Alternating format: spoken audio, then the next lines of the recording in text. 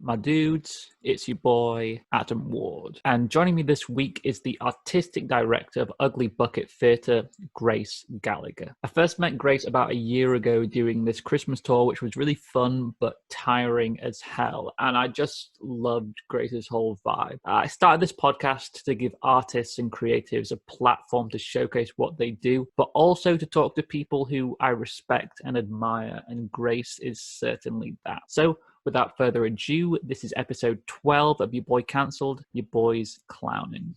Hi, I'm Grace Gallagher, and you're listening to Your Boy Cancelled with Adam Ward.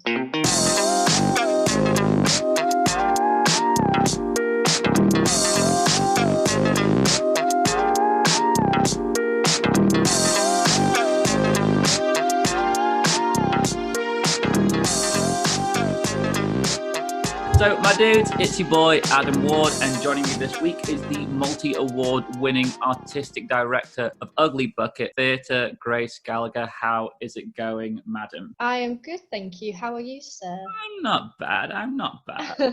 So, this is your boy cancelled. Grace, what are you cancelling? I've thought long and hard about this, about what I'd like to cancel. I would love to cancel girls describing their boyfriends or their partners as like having another child, or like having a puppy. I've been watching over lockdown and stuff. I've been watching loads of Don't Tell the Bride, which I absolutely love.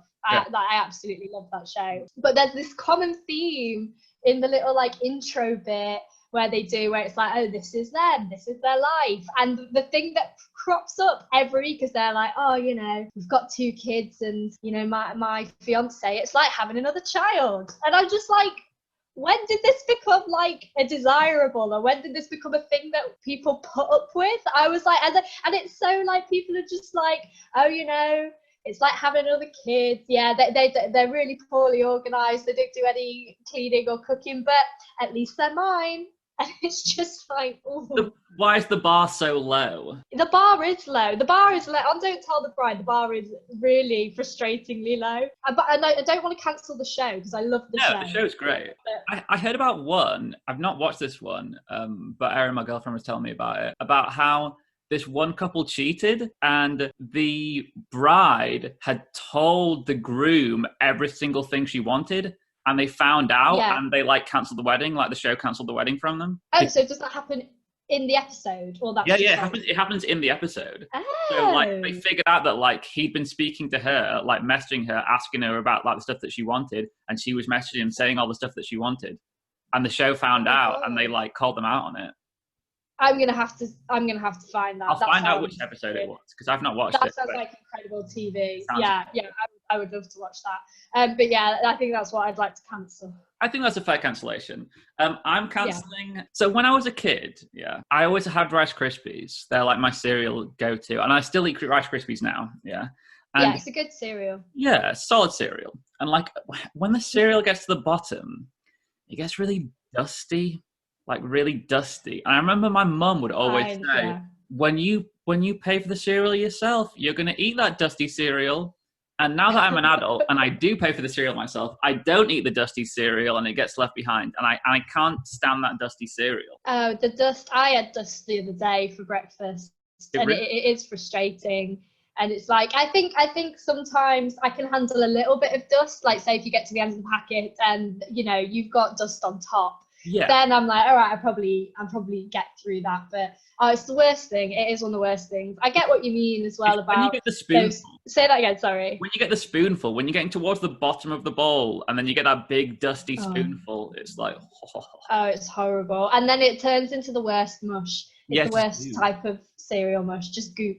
That's why I never have Weetabix, because Weetabix just seems to be that in a bar. Yeah, Weetabix to me is a good cereal, but I think it's because I've really perfected my milk ratio in Weetabix. I'm pretty good at keeping like enough crunch without it turning to goop. So yeah, but that's a skill I've developed over many years. You need to.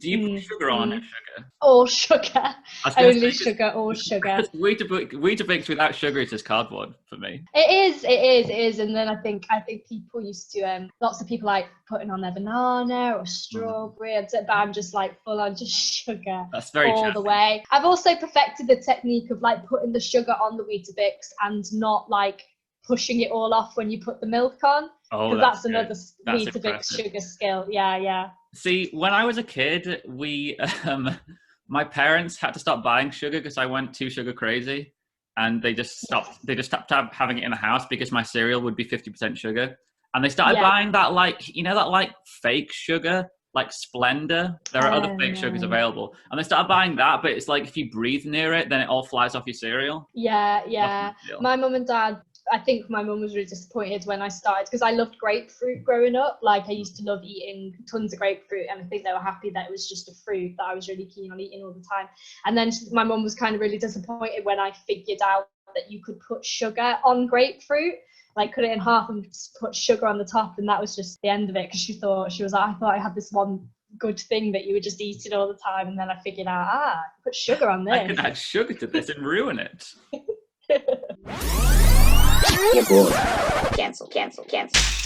Ugly Bucket. Tell us about the company for those people who don't know. How did it start? All that jazz. Okay, so Ugly Bucket, we are a Liverpool-based physical comedy clowning company.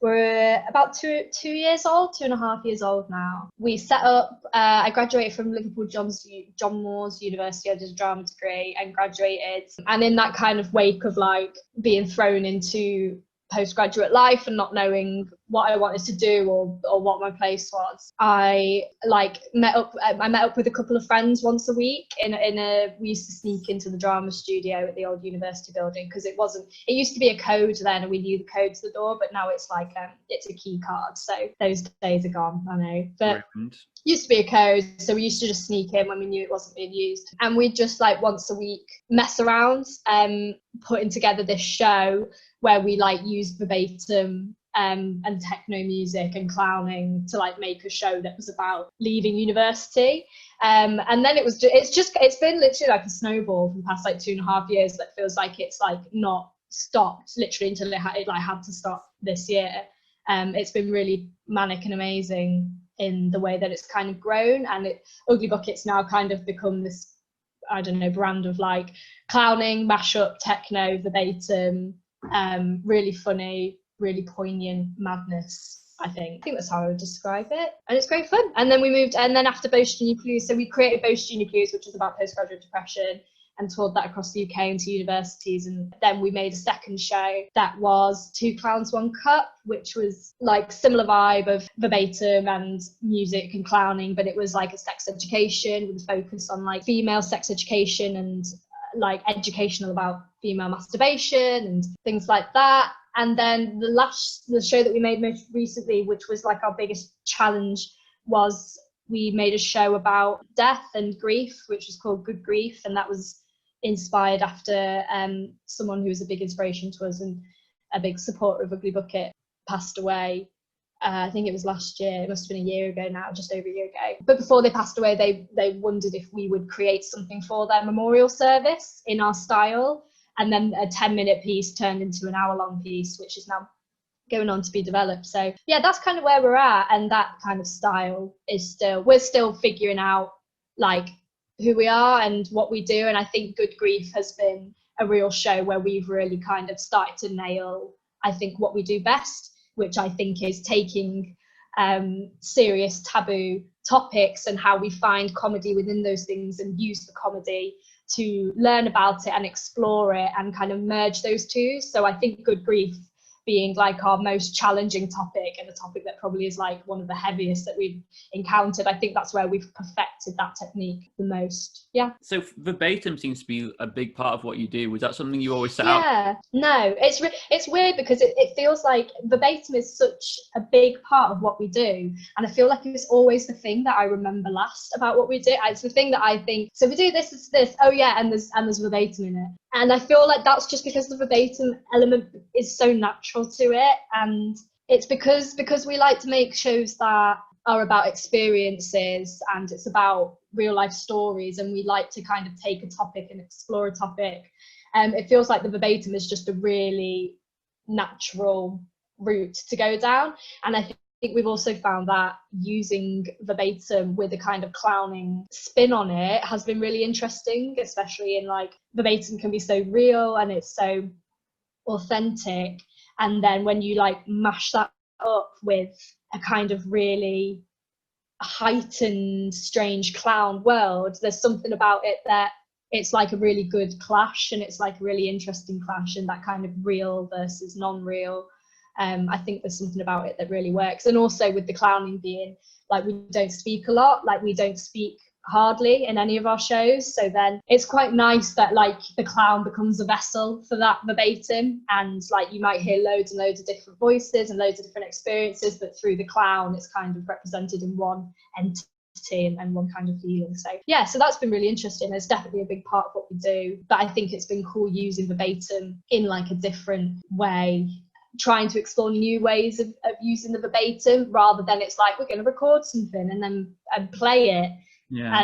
And we'll do things. Yeah, we're going to record something and then we'll play it and we'll do something on stage while that's playing. And then I think we're getting to a point now as a company where it's like, all right, well, we've kind of done that, and now we want to like explore how else can verbatim be used, and in what other ways can we use the verbatim. And I also think that as a company, if there was one day where we did a show that like there was no verbatim, I think that'd be totally fine. And I think something really exciting about creating almost like a brand, or creating something that people start to recognize you for, is that feeling that one day you might just not do that, and everyone might be like, what, like I thought they did this. And then I love the thought that one day we might do something totally different. So yeah, I really don't want to restrict the company to being like one thing or doing one thing. So I think that's really exciting to, if you felt like doing something completely different one day, then you might just do something different, and that's totally fine.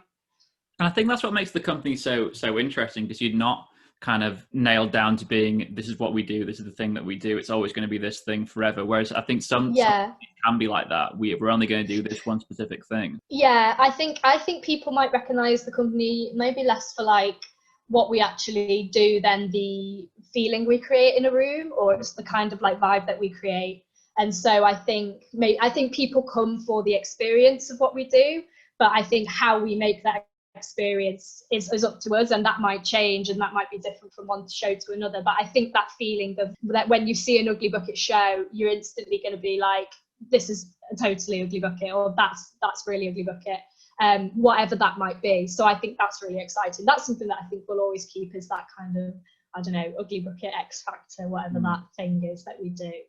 Sounds so weird saying that. I mean, we all know how hard the whole sector's been hit by everything that's going on right now. But I think what's been so kind of impressive is that you've kept up doing different projects and kept up putting stuff out. And I've just been sat there like, how the hell are you doing this?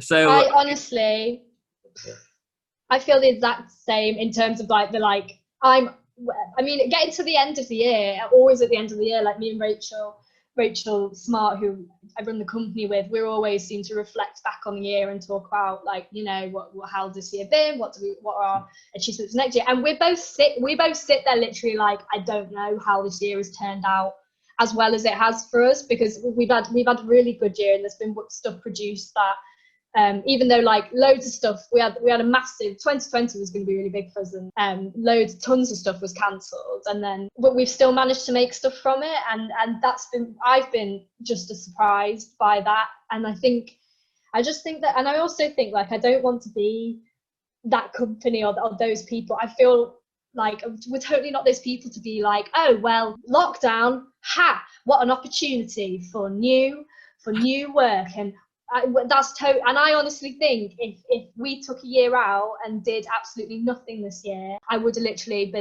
I would have been fine with it, and I would have been like, that's totally normal. And it's only because the stuff that we have produced, that just happened organically, and everything with Ugly Bucket has always happened organically. I think that's why we've created, I mean, I'm trying to think like the products we've created or things that have gone out in 2.5 years, maybe less, maybe 2 years. that's 5 things. That's like 5 products. And I think if I was in my right mind, that I never would have done that much, because it's too stressful and it's too much.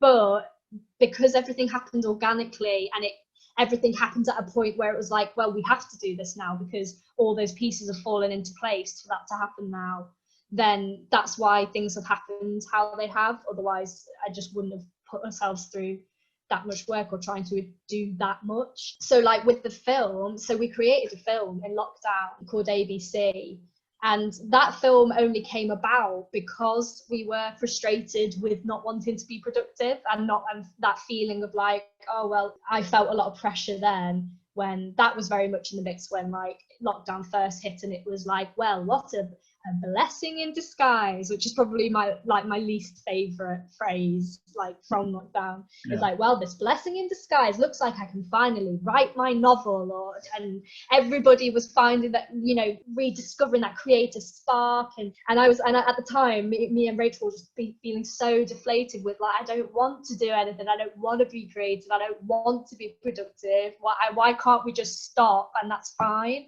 So then ABC was created when we spotted a call out home in Manchester. We're doing like commissions for online work to be created at home for people at home, and I think from that we were like, what if we like take this on his head and make a piece that's kind of like a big, almost like it's almost like a big piss take of that like feeling of like having to do more. So if people haven't seen ABC, it's a short film that's almost like about what would happen if we never stopped being productive, and like that kind of pressure to constantly be productive, even though it's like you don't know what you're doing, and it's like it's like, if you how far would you go to be productive and never stop, if it meant you do anything, like you'd literally do anything just to be productive. So, and that was great fun to create. But I think when we started making it, it was very much like, oh, great, well, this will be a lovely little lockdown project. Fabulous, well, that's sorted, because when we got the commission, and then it took us about 3 weeks. We did 3 weeks we did solidly, where we did nothing but that. We did like a week of design and storyboarding and working with a musician and getting verbatim edited, and then a week of filming and a week of editing at the end, and we made a 9-minute long film. And then lockdown kept going for ages and that was really weird, because I thought that would be us for lockdown, like done, sorted, and then it kept going and going and going, and that felt really strange. And then ABC was such a time capsule of that period in time, because also it happened, ABC, I don't know if you watch it, because there's a lot of media clips and stuff used in it, you can really pinpoint what time of year it was made in, and it was made, literally came out like a couple of weeks just before everything Black Lives Matter really kicked off throughout the summer. And then I was thinking, if ABC was made during or after that time, it'd be a totally different type of product. There'd be so much different type of, it's so weird watching it now that none of that stuff is in there in terms of like what was going on in the world, and you can really tell that, gosh, that hadn't hit yet. But lockdown kept going and going and going, and then there was this whole call out for outdoor arts and making more outdoor stuff, and Liverpool Without Walls were giving away money, like mad money for like people to just come and do stuff outside, like do anything outside. So then we made our first like street theatre piece, which we called the Hollyblobs, and that was pretty much just like pure fun. That was just for the fun of it. We've like a lot of the stuff we've made before has a point, like every show we've made has a real like, okay, this is really about something, and ABC, that was really about something as well. And then Hollyblobs was a pure like, in our heads we were like, God, this would just be stupid, wouldn't it, and really funny to make like aliens that are on holiday on Earth and they just like interact with the public and walk around. And so then the costumes were so brilliant, it was so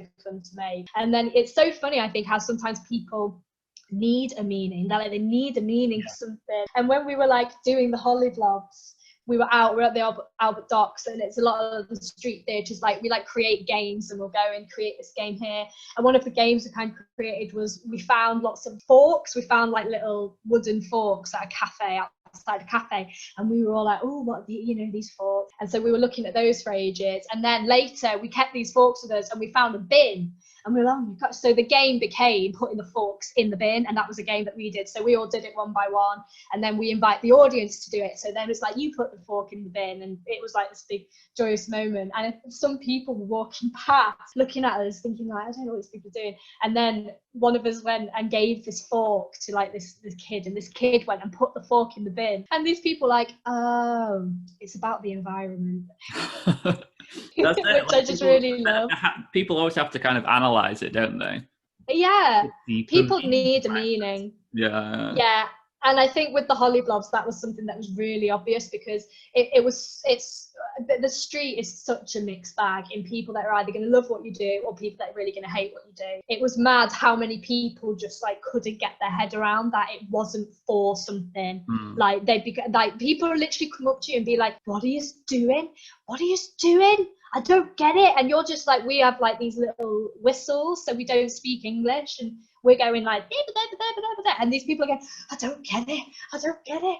And like they go over to Rachel and be like, what's it for? And she's like, it's street theatre. And they're like, but what's it advertising? And you're like, it's not, it's just there for fun. And like some people really found that hard to kind of grasp. So yeah, that was super interesting. You're bored. Cancel. There was another thing that you were doing that I saw on Twitter with Storybarn. The oh yeah, eerie ears thing, that looks really cool. Yeah, I've been really I feel like I've been really fortunate in lockdown that the Storybarn is in Liverpool in Colstones Park. It's almost like a children's library / reading centre, and I had a job there for a couple of years where it's like you do like shared reading for children, like in character.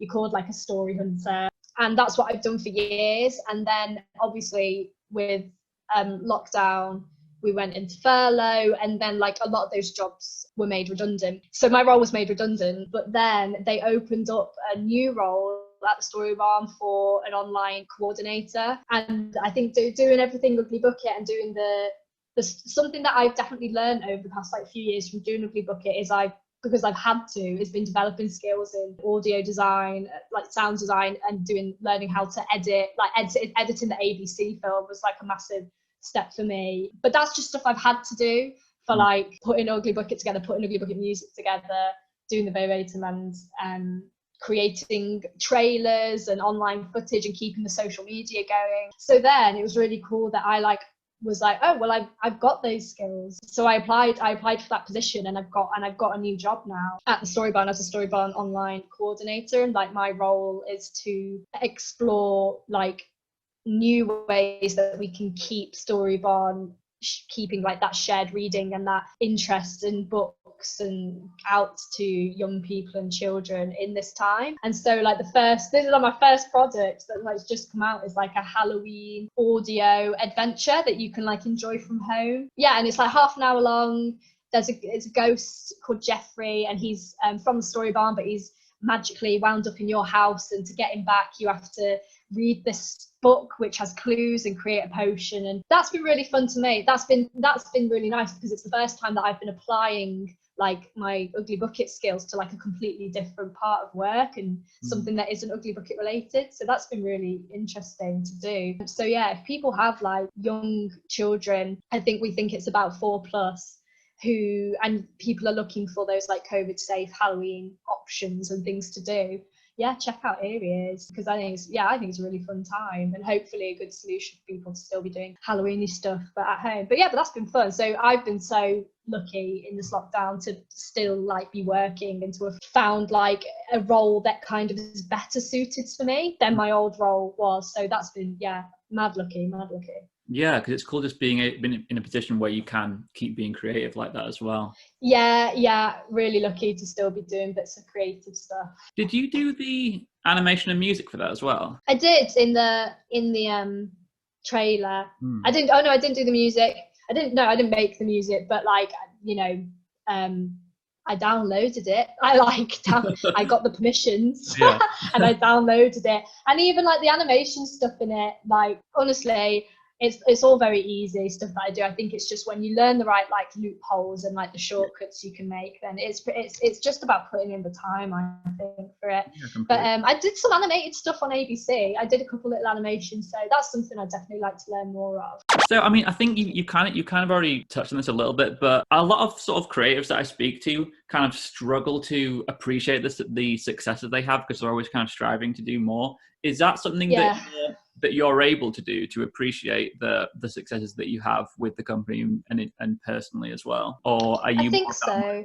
of, I need to keep striving to do the next thing and I don't want to dwell on this too much? I think I've definitely become better at that literally in probably the past year, of being able to be happy about what we've achieved and constantly keep that in mind, rather than constantly thinking of like the next thing and being big and getting bigger and better and being like, because I think at the start I think that was like massive for me, in that I just like constantly had my sights on like doing better and doing bigger, and like and I used to be so bad for comparing myself to other people and comparing the company to other companies. I'd literally be the type of person where it's like I would compare like Ugly Bucket that's been around for 1 year to a company that has been around for 10 years and has a team of like 20 people behind it, and be like, why are we not like that, or why have we not produced that thing that they've produced or done, or why don't we have as many followers? It's like,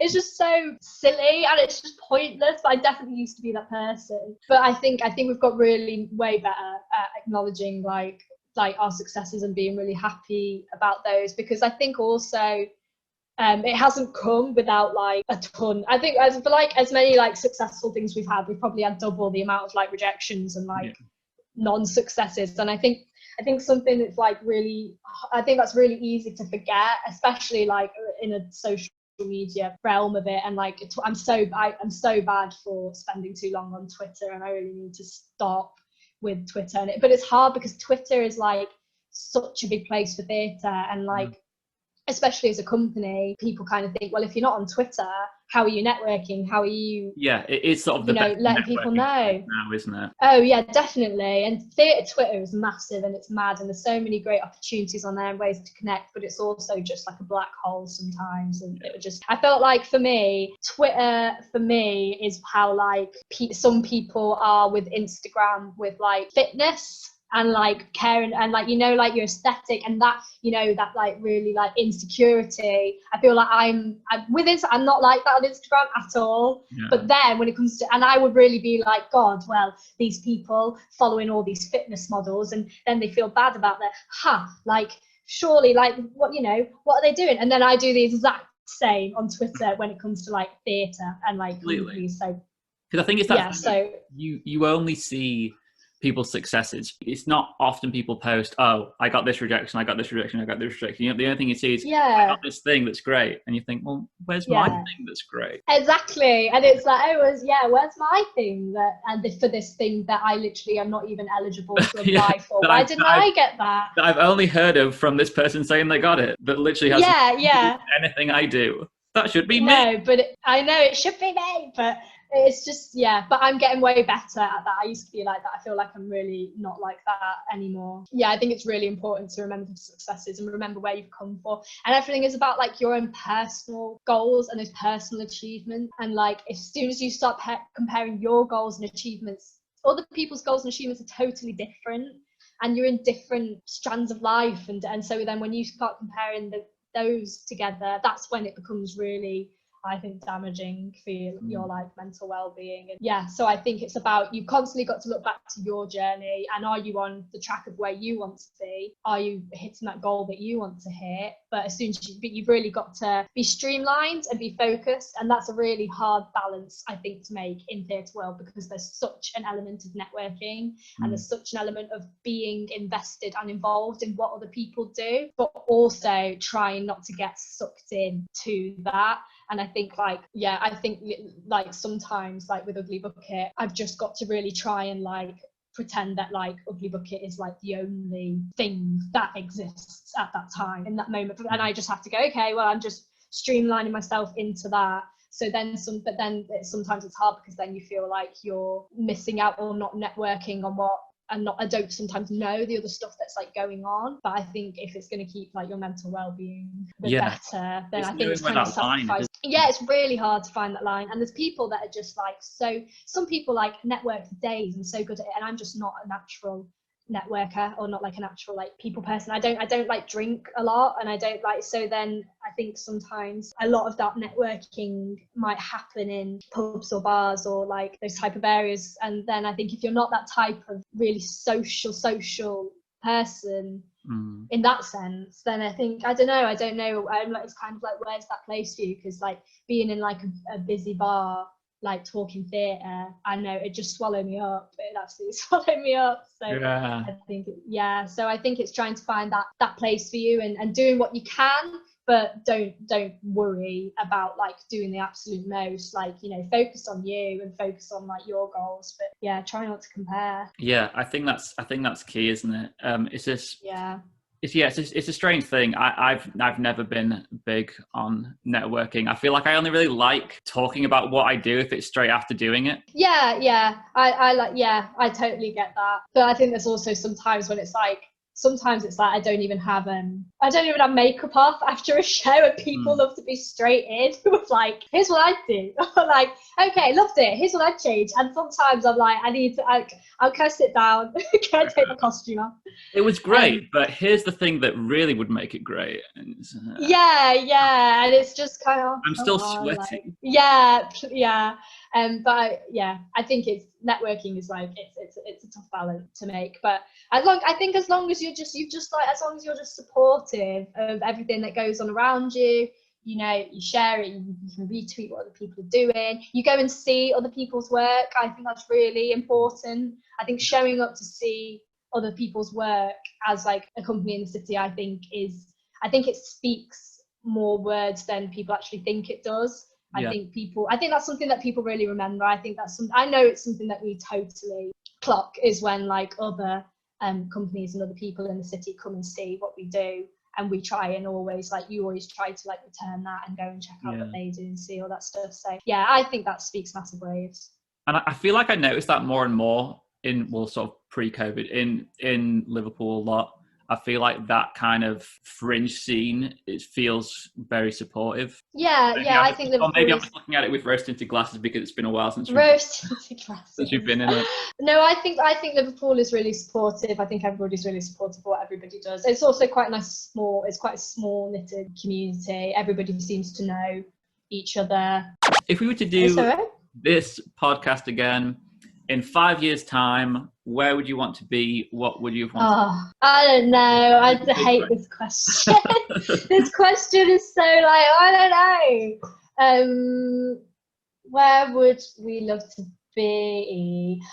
I would love to. I think literally I was talking to Rachel about this in the office yesterday, because like Ugly Bucket is so, we are so in debt to so many like amazing companies or people that are like further along their career than we are, that have literally gone above and beyond for us and helping us get to the point that we're at, in terms of like offering us advice and mentoring us space. And yeah, we literally, Ugly Bucket would not be at all where it is without having help from people that are in a position to give us help and are in a position to offer help. So then it was all I think someone was helping us with something literally yesterday in the office, and me and Rachel were like, God, we just want to be those people where you can like also help those people. And I think something like that's so, I think it's so important that like you've got to send the elevator back down. So if you get to the top, you have to send the elevator back down. It would be awesome. I think we like really dream of like, this sounds like it's a really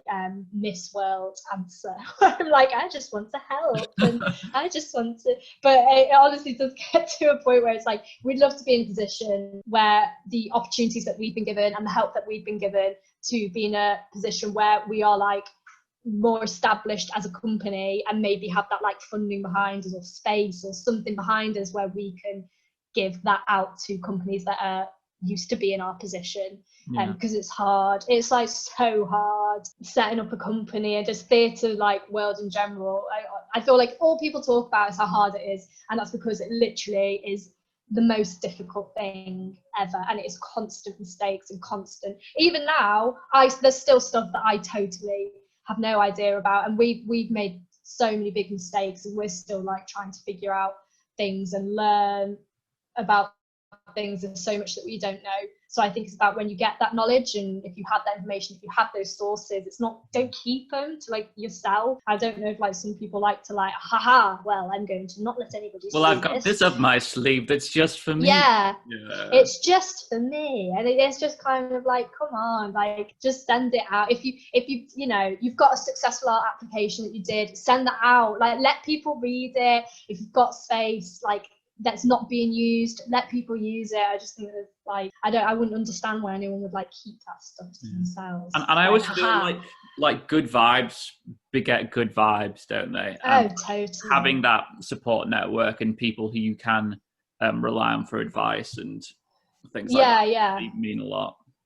Yeah, totally. So like, even, I mean, like, it's so hard because like we're in such a position where there's not much help like we can give, but where we can, we really try to. Yeah.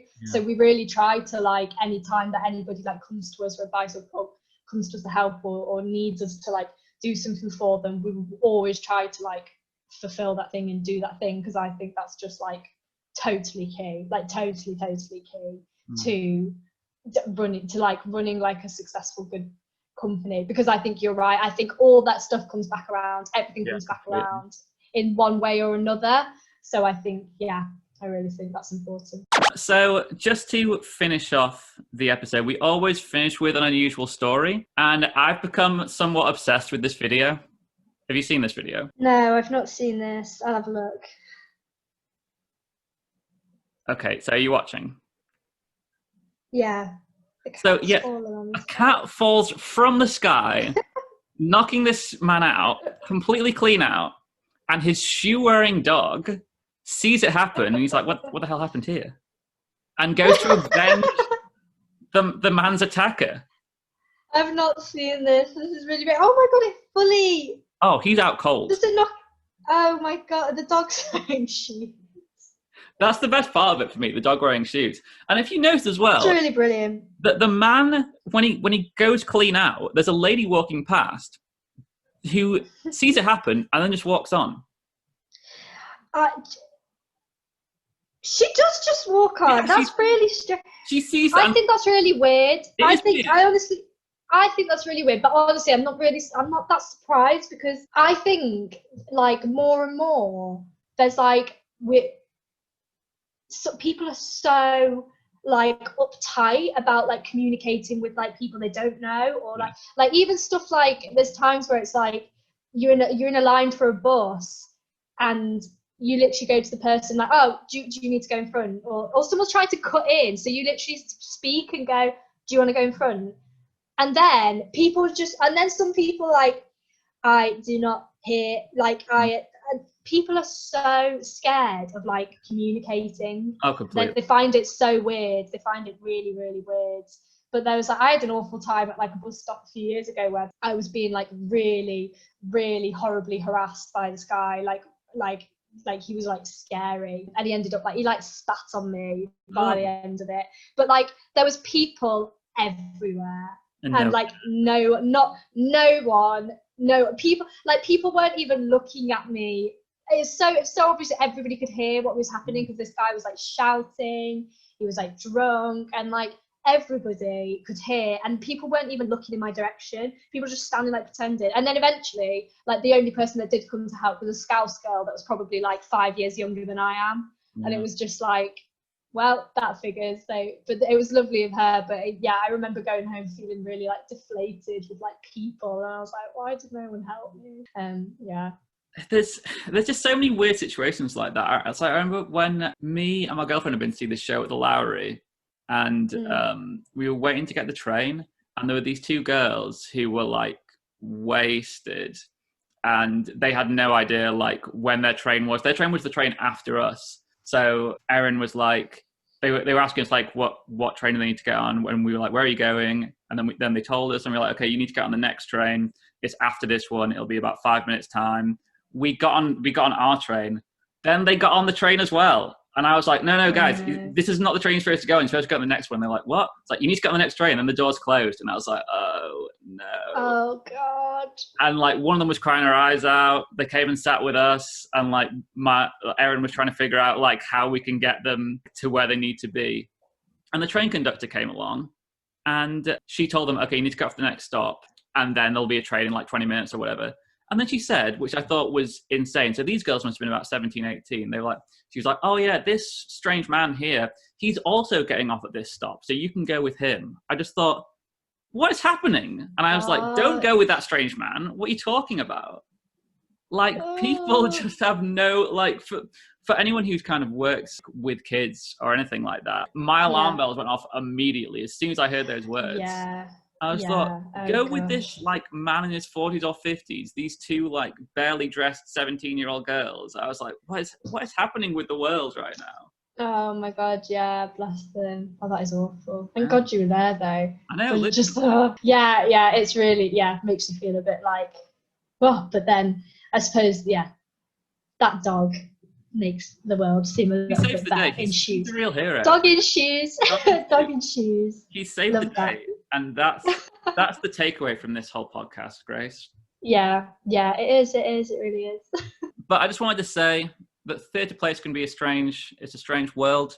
And whether we're in the back of a van, eating Subway in Stinktown, or I'm admiring your work from afar, I just wanted to say I've got a lot of admiration and respect for you and the work you do. Oh, thanks. I'm so happy for all your success and long may it continue. Grace Gallagher, thank you very much. Thanks so much, Adam. Feeling is totally mutual. Lots of love and respect for you.